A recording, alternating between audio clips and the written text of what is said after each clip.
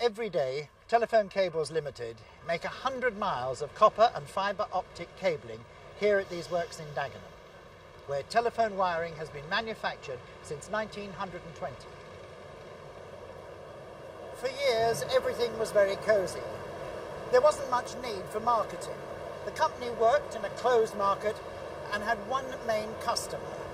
Competition was nil. Delivery times took months, not days. There wasn't much in the way of training. Staff learnt as they went along. And there certainly was very little in the way of team spirit. 5 dining rooms separated the workforce according to status. But then, in October 1990, Dick Goddard and John Clifford, the company's new managing and personnel directors, arrived to make radical changes. Why were they needed? We couldn't go on like that. Competition was becoming ferocious. Deliveries were now required in days rather than months. Profitability was falling sharply. We just couldn't get away with the ways of working of the past. Is it worth making these changes? Oh yes, there are tremendous opportunities, not only in the traditional marketplace, but in the emergence of optical fibre, submarine cable technology and cable television. But we weren't gaining sufficient market share. We had to do something. The training course you are having this afternoon is going to take some... And that something involved implementing change through development and training. A commitment to becoming an investor in people. First, with the help of the London East Training and Enterprise Council, an extensive training programme was established for all managers, called the Business Skills Project.